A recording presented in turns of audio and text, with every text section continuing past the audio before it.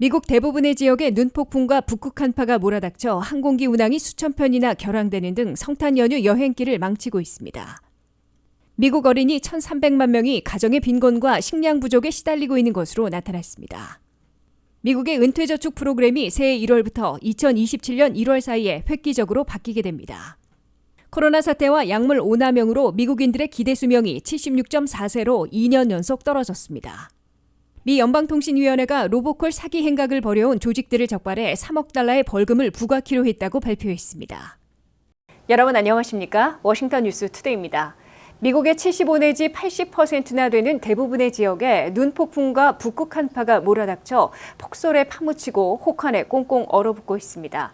목요일부터 항공기 운항이 하루 수천 편이나 결항되는 등 성탄 연휴 여행길을 망치고 있습니다. 안혜린 기자가 보도합니다. 공포의 기후경보가 현실화되며 미 전역이 눈폭풍에 파묻히고 북극 한파에 완전 얼어붙고 있습니다. 목요일과 금요일, 토요일까지 미국 전체에서 75 내지 80%나 눈폭풍에 강타당하고 영하의 날씨로 얼어붙고 있다고 전국 기상센터는 경고했습니다. 콜로라도에서 오른쪽으로 북부 지역인 중서부와 오디오 지역에는 최고 12인치나 되는 눈폭탄이 퍼붓고 있습니다. 덴버와 시카고 등 이들 지역 대도시들은 물론 뉴욕과 워싱턴 DC, 조지아, 남부 텍사스에 이르는 광범위한 지역을 모두 영하의 혹한으로 몰아넣고 있습니다. 워싱턴 포스트에 따르면 목요일과 금요일에 미국 내에서 18개 주가 화씨 0도, 섭씨 영하 18도 이하의 혹한에 시달리고 있으며 미 전체에서는 75 내지 80%를 차지하고 있다고 보도했습니다. 몬태나의 경우 화씨 영하 45도, 섭씨 영하 43도까지 떨어져 최저치를 기록하고 있으며 덴버는 화씨 마이너스 15도, 섭씨 영하 26도까지 급락했습니다. 워싱턴 DC도 화씨 16도, 섭씨로는 영하 9도까지 순식간에 혹한으로 기온이 급락해 말 그대로 북극 한파에 강타당하고 있습니다. 폭설과 결빙으로 항공기 운항이 큰 차질을 빚으면서 미국인들의 성탄절 여행을 망쳐놓고 있습니다. 목요일에만 미 전역에서 항공기 운항이 4만 7천 편에 300만 명이 예약했으나 이날 오전에만 2천 편이나 취소돼 결항됐고 시간이 지날수록 캔슬이 계속 급증하고 있습니다. 가장 많이 항공기 운항이 취소된 것은 덴버와 시카고 오헤어 공항인 것으로 나타났습니다. 이번 성탄절과 연말연시 연휴에 미국인들은 1억 1,300만 명이나 50마일 이상 여행을 떠나고 있는 것으로 트리플A는 추산해놓고 있습니다. 항공기 편으로 여행길에 나선 미국인들은 하루 수천 편씩의 결항에 큰 낭패를 겪기 시작한 것으로 보입니다. 암트랙 철도도 시카고 등 중서부 지역으로 가는 열차 운행을 중지했습니다. 성탄절 연휴 여행의 대부분을 차지하고 있는 자동차 여행객들은 폭설과 빙판길에 고립되거나 크고 작은 교통사고를 당하는 교통을 겪고 있는 것으로 우려되고 있습니다. 미 전역 곳곳에서 대규모 단전 사태로 혹한 속에 전기 없는 악몽을 겪을 것으로 경고되고 있습니다. WKTV 뉴스 안혜련입니다. 미국 어린이 1,300만 명이 가정의 빈곤과 식량 부족에 시달리고 있는 것으로 나타났습니다. 이는 물가 급등의 여파로 지난해에 비해 370만 명이나 급증한 겁니다. 세계에서 최강의 강대국이자 최고 부자라는 미국에서 빈곤과 식량 부족에 시달리는 어린이들이 급증하고 있어 비상이 걸렸습니다. 미국에서는 현재 1,300만 명에 가까운 어린이들이 빈곤과 식량 부족을 겪고 있다고 더 힐이 보도했습니다. 미국 어린이들의 빈곤율은 지난해 12.1%에서 올해는 17%로 급등해 370만 명이나 대폭 늘어났습니다. 코로나 사태로 학교 급식에 의존하던 어린이 3천만 명이 학교 문을 닫는 바람에 큰 어려움을 겪은 바 있으나 정상화 이후에는 물가 급등 때문에 어린이 빈곤과 식량 부족이 악화된 것으로 더 힐은 분석했습니다. 미 전역에서 식량 부족을 겪고 있는 어린이 비율이 가장 높은 지역은 루이지애나로 25%에 달하고 있으며 아칸소는 23%로 뒤를 잇고 있습니다. 워싱턴 DC와 메릴랜드도 22%로 높은 지역으로 꼽히고 있습니다. 대형주인 텍사스의 경우에도 어린이 5명 중 1명꼴인 20%가 식량 부족에 시달리고 있습니다. 미 전역은 물론 워싱턴 DC와 메릴랜드에서는 흑인과 히스패닉 가정의 어린이들이 식량 부족을 많이 겪고 있습니다. 메릴랜드에서 식량 부족에 시달리는 흑인과 히스패닉 가정의 어린이 비율이 백인 가정보다 4배나 높은 것으로 나타났습니다. 미 전역에서 빈곤과 식량 부족에 시달리는 어린이 비율을 보면 흑인 가정의 경우 28%, 히스패닉 가정은 24%인데 비해 백인 가정은 12%로 절반 이하인 것으로 집계됐습니다. 미 전역에 있는 푸드뱅크에는 먹거리를 원하는 수요가 올 들어 30% 이상 급증한 것으로 더 힐은 전했습니다. 맨스필드 푸드뱅크 등 관련 기관들은 코로나 사태 때보다 물가가 급등한 현재가 먹거리를 요구하는 사람들이 더 많이 늘어났다고 토로했습니다. 빈곤 가정의 경우 어린이들뿐만 아니라 노년층, 장애인, 퇴역 군인들이 많이 식량난을 겪고 있습니다. 미국의 은퇴저축 프로그램이 2023년 1월부터 2027년 1월 사이에 획기적으로 바뀌게 됩니다. 새해 1월부터는 은퇴저축의 의무 인출 시작 시기가 73세로 늦춰지고 2024년 1월부터는 은퇴저축에서 비상금을 벌금 없이 인출할 수 있게 되며 2025년 1월부터는 직장 은퇴저축인 401k의 자동 가입이 의무화됩니다. 보도에 한면택 기자입니다. 미국인들의 절반이나 은퇴저축을 갖고 있지 못하거나 태부적인 상황을 개선하기 위해 워싱턴 정치권이 은퇴저축 프로그램을 대폭 바꾸기로 확정하고 순차적으로 시행에 돌입하고 있습니다. 연방의회는 1조 7천억 달러 규모의 연간 예산안에 포함시킨 은퇴저축 개선 법안인 시큐어 2.0에 따라 직장 은퇴저축인 401k를 중심으로 하는 은퇴저축 프로그램의 규정을 대폭 바꾸기로 했습니다. 워싱턴 포스트와 CNN 등 미 언론들은 2023년 1월, 2024년 1월, 2025년 1월, 2027년 1월 등으로 매년 순차적으로 발효되는 조치로 7대 변화가 생길 것으로 보도했습니다. 2023년 1월부터는 RMD로 불리는 은퇴저축의 의무 인출 시작 시기가 현재 72세에서 73세로 더 늦춰지게 되고 10년 후인 2033년부터는 75세로 지연됩니다. 미국의 은퇴자들은 의무적으로 은퇴저축에서 최소한의 금액을 인출하기 시작해야 하므로 일하고 있을 때에도 인출을 시작해 세제 혜택에서 손해를 보는 경우들이 속출하고 있습니다.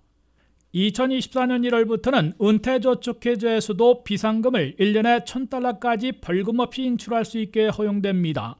인출한 비상금만큼 3년 안에 다시 집어넣으면 텍스 리펀드로 돌려받을 수 있게 되고 보충하지 못하면 3년 후에나 또 다른 비상금을 꺼내 쓸 수 있게 됩니다.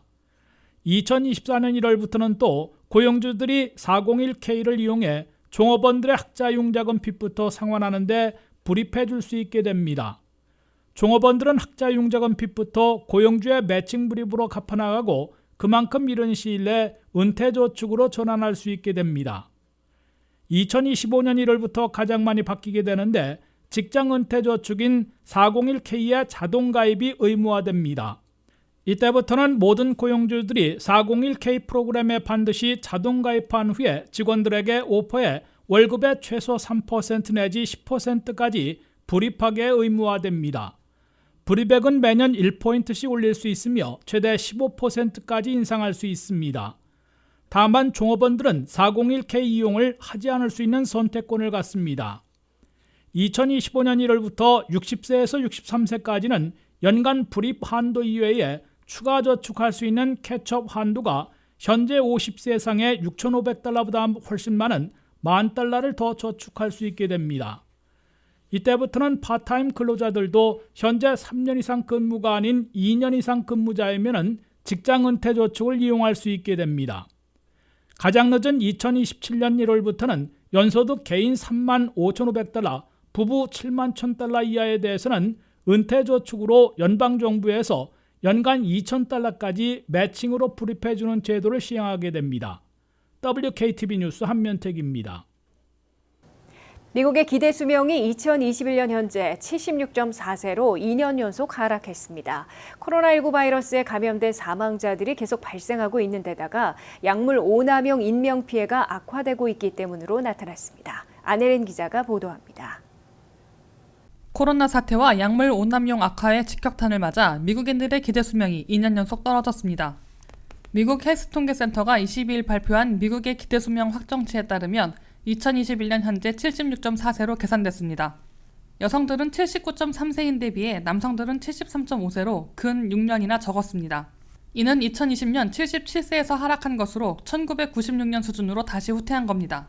이로써 미국의 기대 수명은 팬데믹 직전인 2019년 78.5세에서 2020년에 77세로 1.5세나 대폭 하락한 데 이어 2021년에는 76.4세로 0.6세 추가 떨어져 2년 연속 하락을 기록했습니다. 미국인들의 기대 수명이 2년 연속 하락한 것은 역시 코로나19 바이러스에 목숨을 잃는 사태가 지속되고 있기 때문으로 나타났습니다. 미국인들의 사망률은 남녀노소와 인종을 가리지 않고 모두 높아졌습니다. 미국에서는 2021년 한 해 346만 명이 사망했는데 그중에 코로나19 바이러스에 감염돼 목숨을 잃는 사람들은 41만 7천 명으로 분류됐습니다. 여기에 약물 오남용 사망자들이 급속히 증가하고 있기 때문으로 지적되고 있습니다. 최근 들어 가장 심각해진 펜타닐과 같은 약물을 오남용했다가 숨진 미국인들이 지난 한 해 10만 7천여 명으로 전년보다 14%나 늘어났습니다. 이는 20년 전에 비해 5배나 급증한 겁니다. 연방마약단속국 DEA는 지난 한 해 펜타닐을 3억 7,900만 도스나 압수했다고 밝혔습니다. 이는 미국민 전체를 사지로 몰아넣을 수 있는 엄청난 물량입니다. 그러나 이러한 펜타닐 압수량은 범람하고 있는 전체에서 5에서 10%에 불과한 것으로 추산돼 미국의 펜타닐 마약류의 오남용이 얼마나 심각한지를 보여주고 있습니다. 코로나와 약물 오남용, 총기 폭력 사망자들이 더 악화되고 있어 미국인들의 기대 수명은 앞으로도 하락세에서 반전되기 어렵거나 추가 하락할 위험이 있는 것으로 보인다고 워싱턴 포스트는 22일 경고했습니다. WKTV 뉴스 안혜련입니다. 미국에서 무차별 로보콜 전화를 걸어 사기 행각을 벌이거나 괴롭혀온 조직들이 연방당국으로부터 3억 달러의 벌금으로 철퇴를 맞게 됐습니다. 연방통신위원회에 따르면 이들 로보콜 조직들은 100만 개 이상의 콜러 아이디 전화번호로 단 3개월 동안 집 전화나 휴대폰 5억 5천만 회선에 52억 번이나 무차별 전화를 걸었던 것으로 나타났습니다. 한면태 기자입니다. 시도 때도 없이 걸려오는 로보콜 전화에 시달려온 미국민들이 연방당국의 철퇴로 괴롭힘이 줄어들지 주목되고 있습니다. FCC 연방통신위원회는 무차별 로보콜을 수억 개 전화에 수십억 번이나 걸어 사기 행각까지 벌여온 로보콜 조직들을 적발해 3억 달러의 벌금을 부과하기로 했다고 발표했습니다. 이번 로보콜 규모와 벌금 액수는 미 사상 최대인 것으로 FCC는 밝혔습니다. 3억 달러의 초대형 벌금은 해당 조직들이나 관련 단체의 의견을 수렴해 늘릴 수도 줄여줄 수도 있는 것으로 FCC는 밝혔습니다. FCC에 적발된 로보콜 조직들은 2021년 1월부터 3월까지 단 석 달 동안 엄청난 양의 로보콜을 무차별로 걸어 미국민들을 괴롭힌 것으로 나타났습니다. 이번에 적발된 로보콜 조직들은 미국 내는 물론 파나마 등 외국에 기반을 두고 전화 사기를 기도해온 10개 조직으로 FCC는 밝혔습니다. 이들 조직들은 콜러 아이디가 뜨는 전화번호를 100만 개 이상 확보했습니다. 100만 개 이상의 번호를 사용해 미국민들의 집전화나 휴대전화 5억 5천만 개 회선에 무려 52억 번의 로보콜 폭탄을 던졌습니다. 녹음된 음성 메시지를 무차별로 투하한 것으로 나타났습니다. 로보콜의 주된 메시지는 자동차 워런티가 만료되거나 이미 만료됐는데 이를 연장하거나 회복시키라는 권고입니다. 로보콜에 응답하는 고객들에게는 실제 상담원으로 연결한 다음에 자동차 워런티를 사도록 강요하게 되고 상당수는 돈만 떼어먹는 사기로 판매하고 있습니다. 로보콜 조직들이 기승을 부릴 수 있게 된 것은 자동차 관련 회사들로부터 고객 정보를 입수 또는 해킹했거나 웹사이트 상에서 노출되어 있는 개인 신상과 전화번호를 악용해 무차별로 전화 폭탄을 투하하고 있는 것으로 관측되고 있습니다. 시도 때도 없이 걸려오는 로보콜을 받지도 않고 차단해도 또 다른 번호로 너무나 많이 걸려오기 때문에 업무에 차질을 빚는 것은 물론 전화 소리에 노이로제까지 걸리고 있습니다. 또한 병원과 같은 곳에 같거나 비슷한 전화번호를 악용하고 있어 해당 기관들도 상당한 피해를 입고 있습니다. WKTV 뉴스 한면택입니다. 이상으로 워싱턴 뉴스투데이를 마치겠습니다. 시청해주신 여러분 고맙습니다.